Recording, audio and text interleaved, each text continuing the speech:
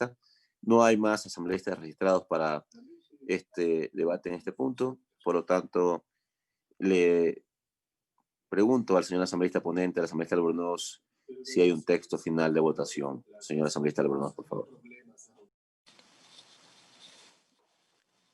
Gracias, señor presidente. Gracias a las intervenciones que han aportado temas importantes y fundamentales a este proyecto de ley que, como decimos, es un proyecto de ley urgente para el país. Tengo un texto presentado como moción. Prácticamente todas las propuestas que han realizado los asambleístas en este debate, que inclusive muchos de ellos han presentado por escrito, están incluidas. Claro que con algunas excepciones. Hay algunos temas que no se han podido incluir porque de alguna manera están vinculados con otros cuerpos legales y obviamente significa una revisión exhaustiva de otros artículos, pero que en el fondo pues no van a cambiar, digamos, el sentido de esta ley de modernización y de innovación en el ámbito societario. O sea, yo quiero agradecer al asambleísta, la intervención del asambleísta Henry Kronfle, del asambleísta Doris Solís, del asambleísta Patricio Donoso, César Ron, Silvia Salgado y Henry Cucalón. Como digo, la mayoría de los aportes están incluidos. Voy a hacer una rápida revisión con relación a las observaciones presentadas por el asambleísta Henry Kronfle, que reitero, fueron presentadas inclusive por escrito. Están acogidas todas las que están relacionadas con las sociedades de acciones simplificadas.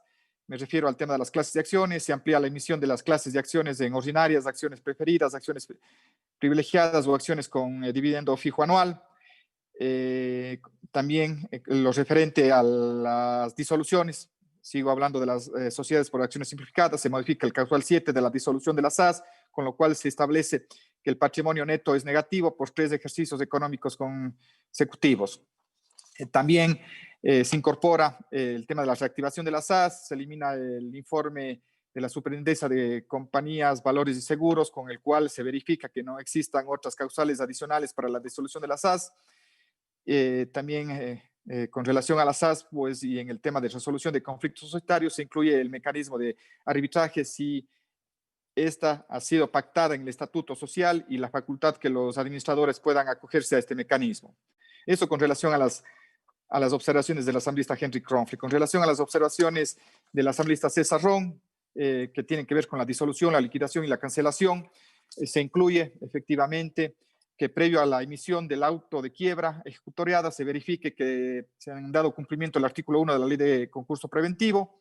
También se incorpora que las controversias que se suscitan entre el liquidador y los socios de las compañías en caso de quiebra serán resueltas por los mismos jueces que conocen esta causa en un expediente separado. Eso con relación a los aportes que ya están incluidos en la moción que ya entregué en secretaría y que seguramente ya fue difundida a todos los asambleístas.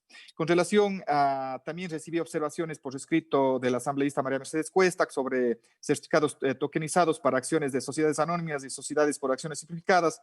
Estos certificados tokenizados son representaciones de las acciones en un formato electrónico seguro y verificable que cumple la condición de estar organizada en una cadena de bloques o de cualquier otra red de distribución de datos. Esto es un tema de simplificación, un tema que nos actualizamos, creo que es importante incluirlos en el texto.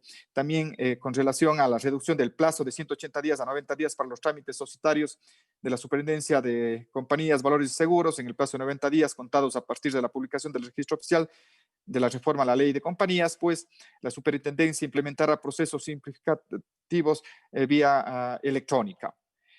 También hemos acogido a las observaciones solicitadas por la asambleísta Silvia Salgado, también presentadas por escrito, sobre la superintendencia de compañías y de valores y de su funcionamiento con relación al buen gobierno corporativo. Se incluye como atribución de la superintendencia de compañías, valores y seguros el implementar políticas de buen gobierno corporativo, transparencia de gestión y responsabilidad social corporativa.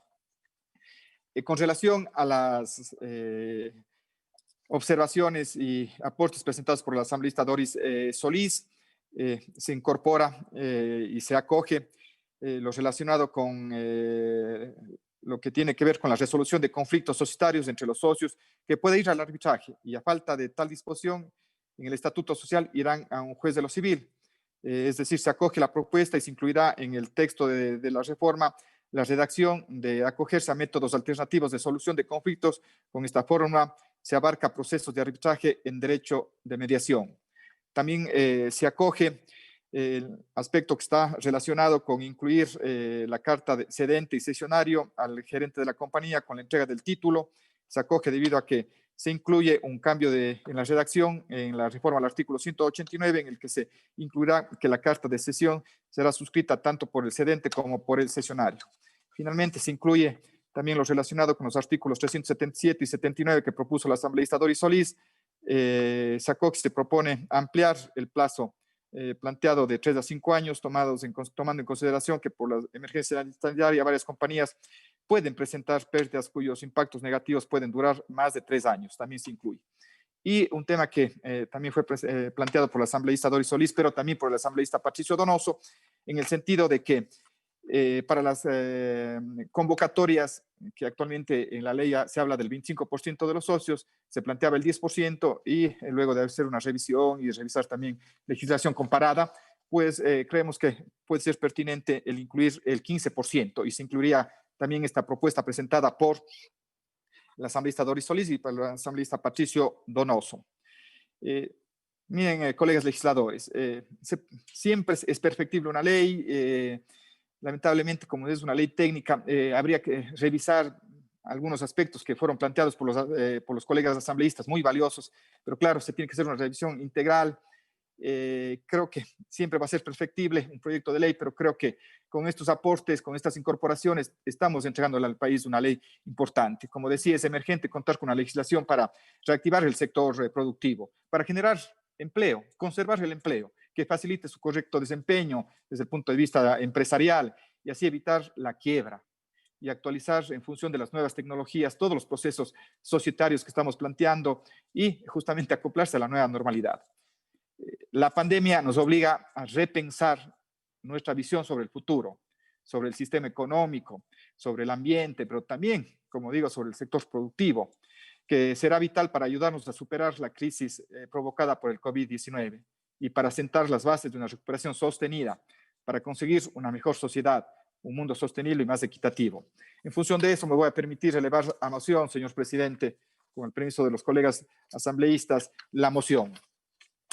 Una vez que la Secretaría General ha distribuido en sus curoles electrónicos la presente moción y el texto final del articulado del proyecto de ley de modernización a la ley de compañías, producto de revisar y procesar las observaciones pertinentes que fueron realizadas por los diferentes asambleístas ante el máximo órgano de esta legislatura, elevo a moción la aprobación por el Pleno de la Asamblea Nacional del texto final íntegro del articulado del proyecto de ley de modernización a la ley de compañías en virtud de lo dispuesto en los artículos 61 y 135 de la Ley Orgánica de la Función Legislativa. Finalmente, en la moción se plantea que se dispone a la Secretaría General se efectúen los ajustes o cambios de forma que correspondan, así como, de ser el caso, se realice la codificación y o renumeración del texto final del proyecto de ley de modernización a la ley de compañías previo a su envío a la Presidencia de la República, tal como dispone la Constitución de la República y la ley. Muchas gracias, señor presidente. Gracias a todos los colegas legisladores.